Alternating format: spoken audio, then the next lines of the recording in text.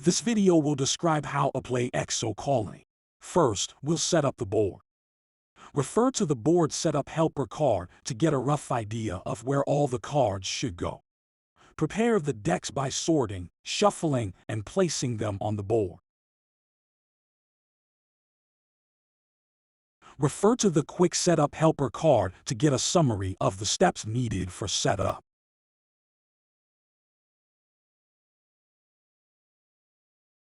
Take the top star off the star deck. This is the home star, which will describe the home star system with text as well as icons. Place the home star above the star deck. In this example, we'll set up the game for 3 players. To the right of the home star, we'll place planets and a habitable world, also known as the home world. The star indicates that we should finish this star system with a number of planets equal to the number of players.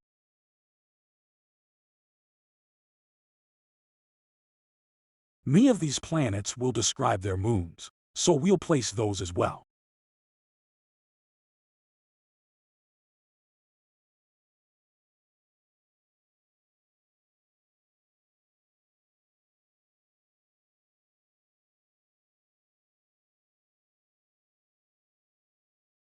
Some planets are actually asteroid belts, which have dwarf planets, so we'll place those as well. Some worlds have a peak of eternal light, which have a coin production bonus if they are near the star. We'll place a coin marker on each of these that are on the habitable world or closer.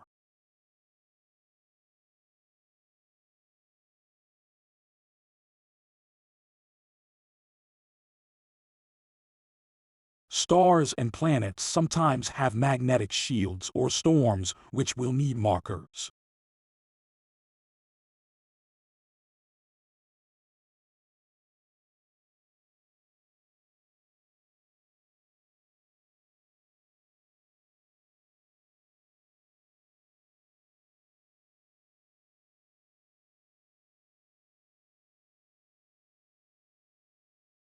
The resource market will need initial resource prices set up as described by the market itself.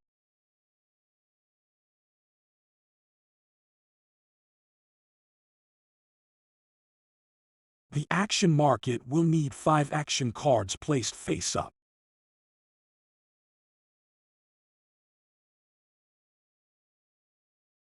Player setup. Now, players should randomly select a faction card. Each faction starts with a trade ship and some action cards in play.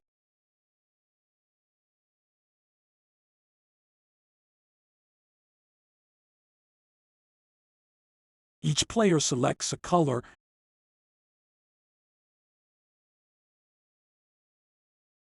Each player collects 3 fuel, 1 metal, 1 water, and 1 food.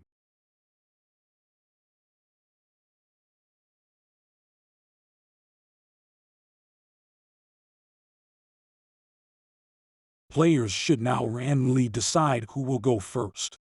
Each player collects coin according to their starting position. The first player gets 0 coin, the second gets 2 coin, and the third gets 4 coin. Each player places an initial colony on the habitable world. This initial colony scores a single victory point, so players place their scoring markers on the scoring track. Players can now begin taking turns. Use the turn sequence helper card as a guide. First, the player refreshes any exhausted action cards or trade ships. Second, refill the action card market up to 5 action cards. Next, the player collects resources and coin from their colonies in space sports. Now, the player's main phase begins, where they can take any or none of several actions in any order. The player may buy any number actions from the action card market by paying the cost in the upper right corner. When purchased, action cards are moved to the player's area and announcing any of its effects.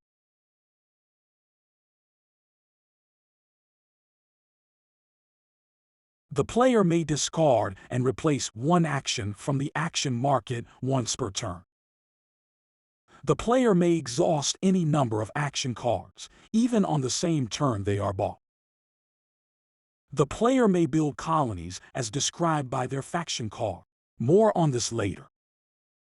Similarly, the player may build spaceports or exocolonies as well. The end of their turn, if the player has 16 victory points, the player may declare victory. Let's go into more detail regarding trading. To initiate a trade, the player exhausts their trade ship by turning it sideways. The player may then buy one resource and/or sell one resource with the resource market. For example, the player could sell one fuel for one food and a coin.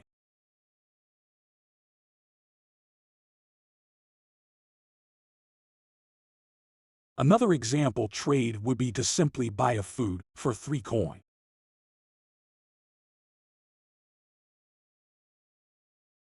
Next, we'll go over how to settle a colony.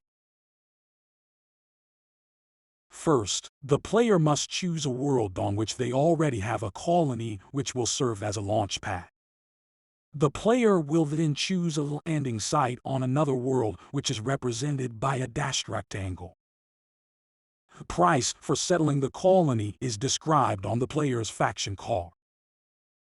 The launch cost represents the fuel cost to launch off the already colonized world and is shown in the upper right of the world from which the player is launching. If you're launching from a spaceport, this cost can be ignored. The interplanetary transfer cost represents the cost in coin for supplies required to travel to a new world. The amount of coin required is determined by the difference in the number of planets from the existing colony and the new colony. Note that there is no cost associated with traveling down to a moon or dwarf planet. Only horizontal movement has a coin cost. A colony costs one of each other resource as well. Because this landing site has magnetic storms, it will cost an extra metal. Because this new colony produces water, the market price for water is reduced by 1 coin. Finally, the player scores 1 victory point for the colony and another victory point if it is the first colony on the new world. Now, we'll talk about action cards. The cost to purchase an action card is in the top right corner of the card. Some action cards are Navy cards, which can destroy or steal resources from other players. Action cards can be exhausted the same turn they are purchased. Navy action cards can only target players with a smaller total Navy size. Most action cards are kept in the player's area after being purchased. Some action cards, though, have the event subtype, which are discarded after being purchased. Next, we'll go over spaceports. Spaceports can be built with your faction card or a spaceport action card. Spaceports require and replace a colony on a world with a low launch cost as stated on your faction card or the action card. Building a spaceport provides a trade ship and a victory point. Another benefit of building a spaceport is that it removes the fuel cost to settle colonies. Now let's talk about asteroid mining. To mine asteroids, a player must have an asteroid miner action card in their play area. The player exhausts their asteroid miner and draws an asteroid. If able and willing, the player may pay to mine the asteroid and gain the resources as described.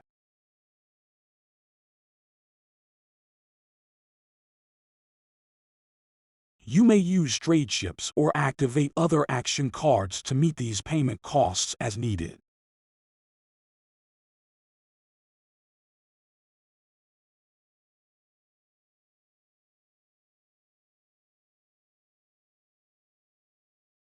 Let's refresh and take another example.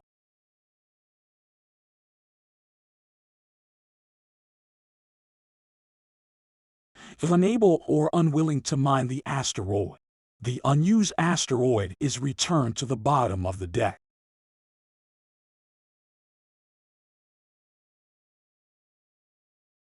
Next, we'll talk about life form cards. Discovering a life form provides a victory point, coins, resources, and new action cards to choose from in the market. The first player to discover a life form receives a bonus victory point as well. There are two ways to discover a life form. A player may purchase an action card such as Melt Probe or a Daedalus Probe. The other way to discover a life form is by colonizing habitable worlds outside the home star system with an exocolony. After paying for the action card or settling the exocolony, the player draws a life form card and gains the resources as stated on the life form card. Then, the player gains victory points and places the life form card partially underneath the world it was discovered on.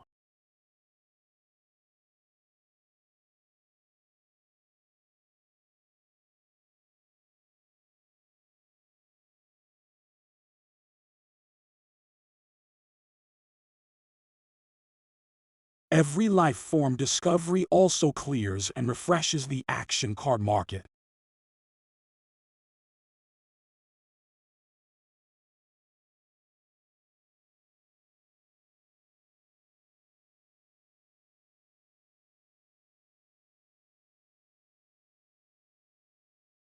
Settling an exocolony is costly, but scores a lot of victory points. The player must pay the unique resource cost as described by their faction. In addition to the familiar resource costs, the player will need to pay a coin to travel to the next available star.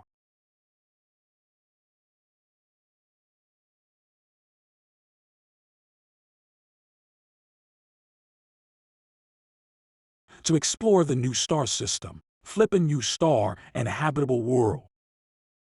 There is no need to generate the entire new system, just an abbreviated system is enough. Unless somebody has already probed the next star system, the player will discover a life form on the habitable world on the new star system. The player resolves the life form card normally, gaining resources, action card market options, and a victory point.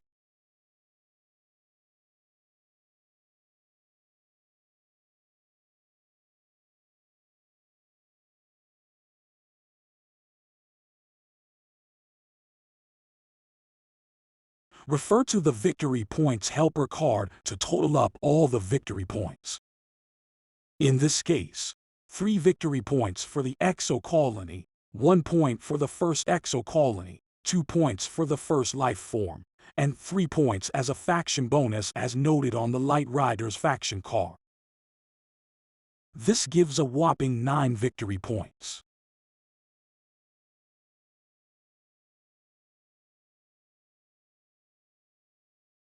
Declaring victory. As players accumulate victory points, they move their scoring marker clockwise around the scoring track. The first player to reach 16 victory points wins. This video should have provided a good guide on how to play Exocolony. Further details are provided in the instruction booklet available at exocolony.com. Thanks for watching.